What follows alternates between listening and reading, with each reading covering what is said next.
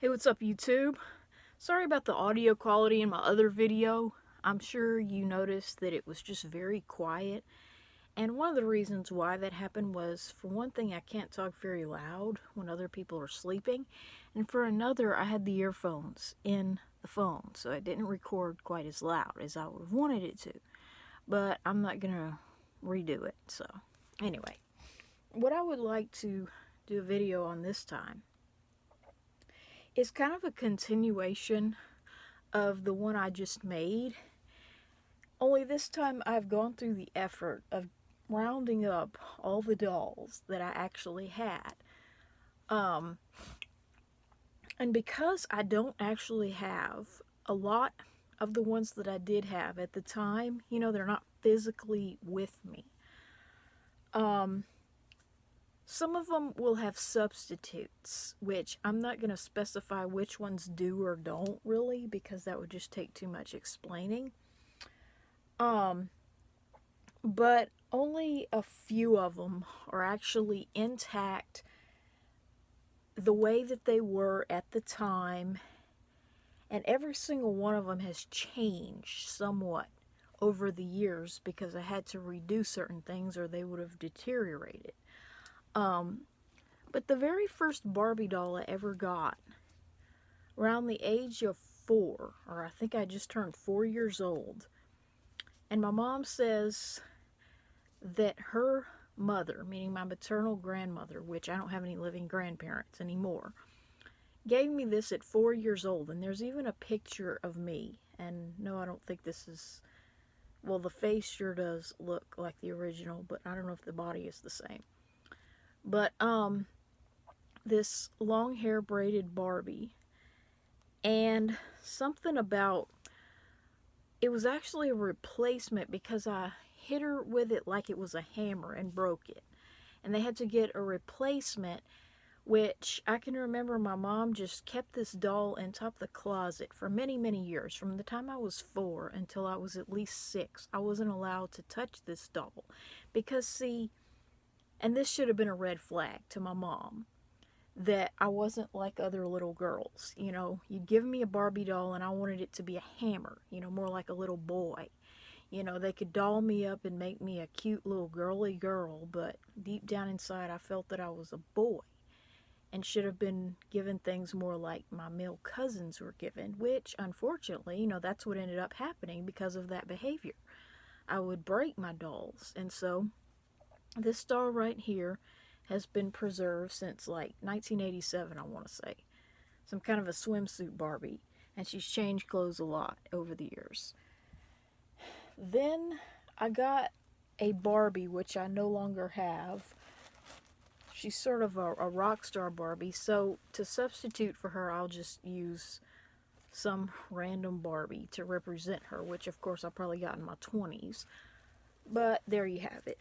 2 Barbies, and I was given it by someone that worked for my dad, or with my dad, in 1988 or something like that, Christmas. Okay, then sometime around the Christmas of 91, I was given a Jazzy doll, which is kind of like a younger looking cousin of Barbie. And this is, I don't think, the original Jazzy that I had. But she went through hell, the one that I actually did have. Okay, now as far as Ken dolls, I had exactly 3 of them. And I got this one for the Christmas of 1990. This one sometime in 91 or 92, and he used to be a brunette, but I actually repainted his hair to look gray. See, that's the kind of little projects that made my mom not want me to have my dolls. But of course I did this as an adult many years later. And then I had this boombox Ken, which I think the body is not the one he came with, I'm not sure. But I redid his hair and gave him facial hair. Made him more of a ginger than a light brown haired guy. And I got him, like I say, that's the last Ken doll I ever got in 93 for my 10th birthday. Okay, so 3 Barbies, 3 Kens. There you have it. And as far as the kids, I've already shown, this is my original Little Mermaid doll that I was given the summer I turned 7 in 1990. And this really upset my mom. And, because see, when I was given this doll, she originally looked like this. She had long, beautiful, natural looking red hair. Okay, well, this is what I did to her when I was about, well, the first time I cut her hair more like shoulder length when I was about 10 or 11 because I wanted it to be more like mine. But then when I was 15, I chopped the rest of it off and then I glued it to her head, and then later I plucked that out and flocked it because my dream had always been to see Ariel as a boy, a male Ariel. So I call these two Ariel and Uriel, because it's like the boy and girl twins of Ariel.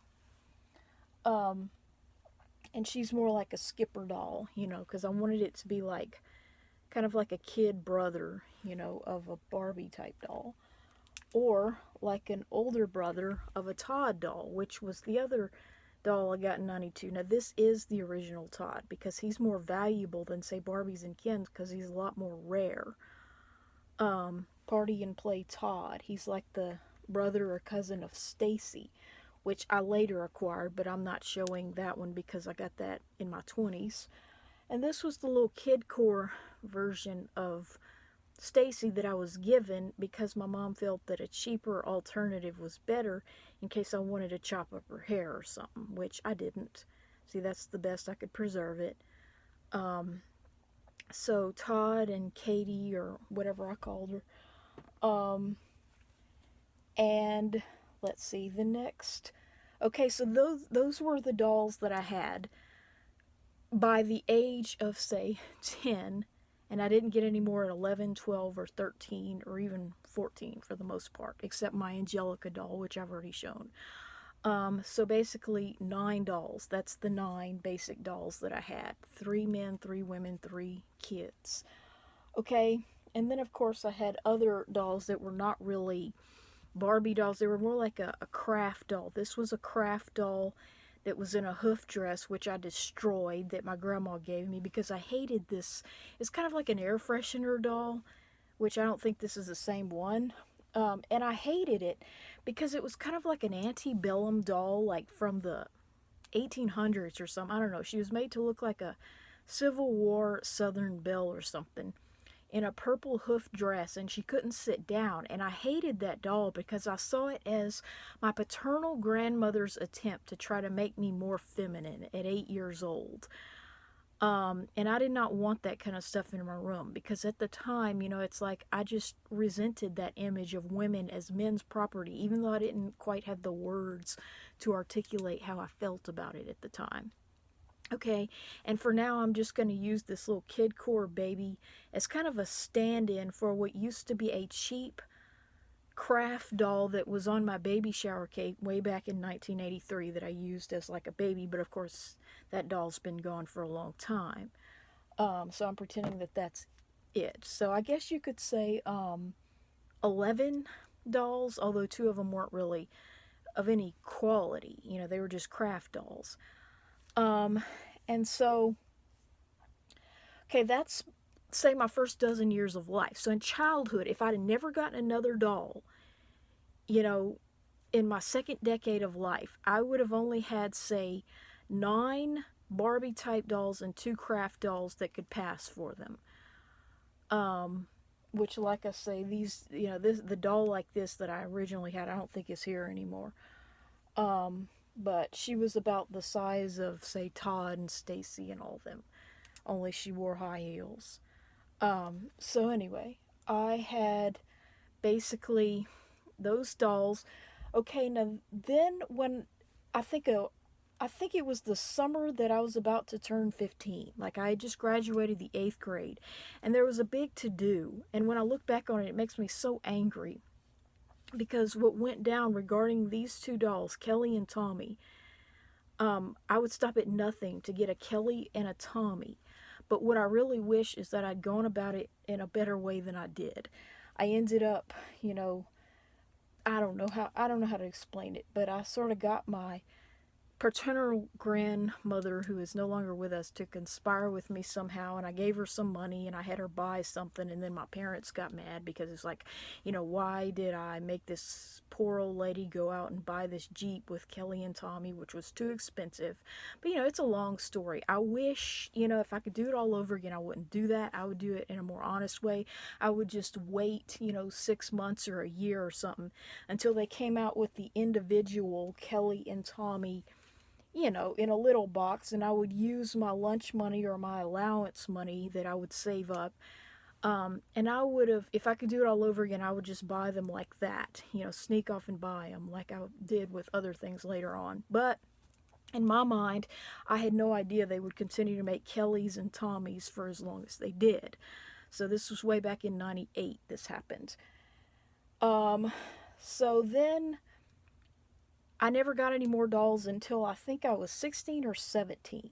And I was just totally obsessed with the Rescuers, like I've been obsessed with the Rugrats so many times and other things.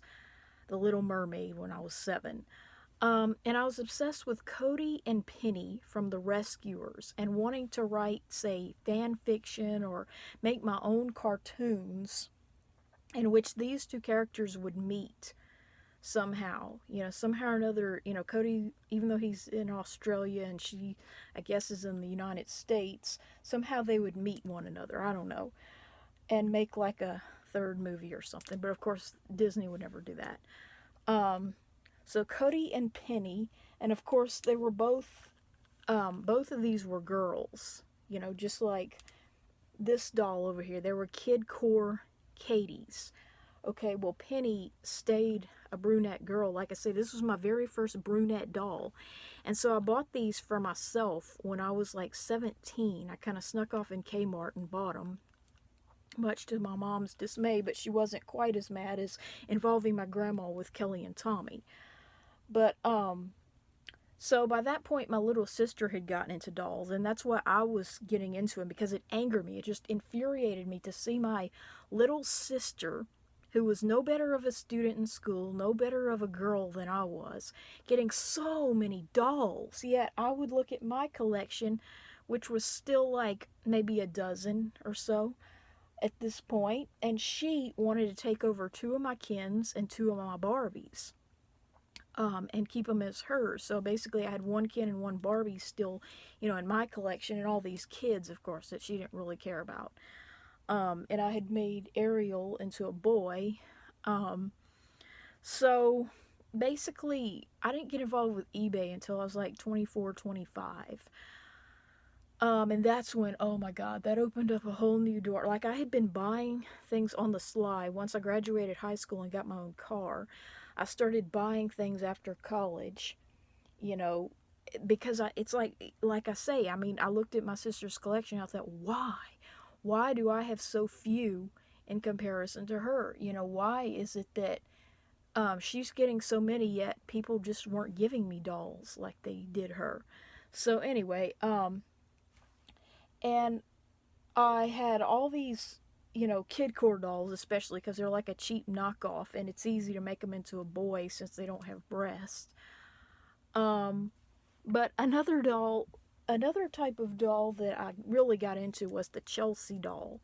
I just love that type of doll. I have so many of them because I had always dreamed of there being a doll, like this is Chelsea, like in between the size of Kelly and Stacy, so to speak, like something to bridge that gap. And I'd always wanted there to be a doll that's like 5.5 inches as opposed to 4.5 or 7.5, so that they could be like in between that age group, that early elementary age group, so to speak. And so, I started buying these Chelsea dolls and making them into boys, and then they started coming out with the actual boys, which I just have so many of them, and some part of me does wish that I didn't feel the need to have all these dolls, but unfortunately it's like I just can't live without them for some reason. And this doll has a story. He actually spent 24 hours in the swimming pool at this apartment.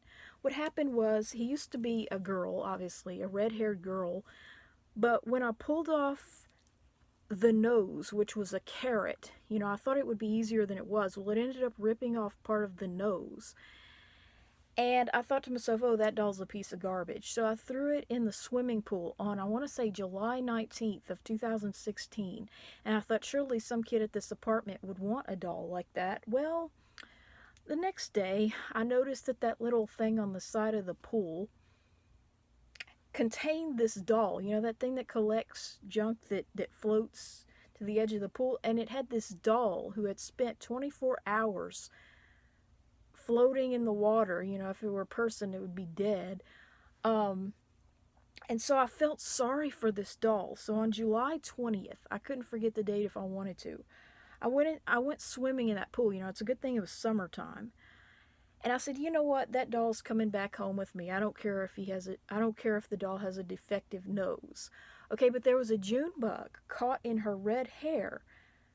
And I said, what am I going to do? So I ended up cutting her hair, butching her, or whatever. And I made it into a little spiky redhead boy. And I made the nose into a clown nose with a needle that I broke and I put like an earring. So, you know, I made it kind of a funny looking doll. But, you know, I just felt sorry for that doll. And I thought to myself, you know what? I bought that doll and I don't really care if it looks weird or, you know, I felt like this doll now has a story, you know. He's just, I don't know, he's special to me. And of course, I made it a boy because, like I've stated before, the image of a male is just not as important as female beauty. You know what I'm saying? It's not as important for males to be beautiful or perfect or wonderful as it is for females. You know, it's like our looks are just everything. Um, so yeah, I have now exceeded my longest video talking about these dolls.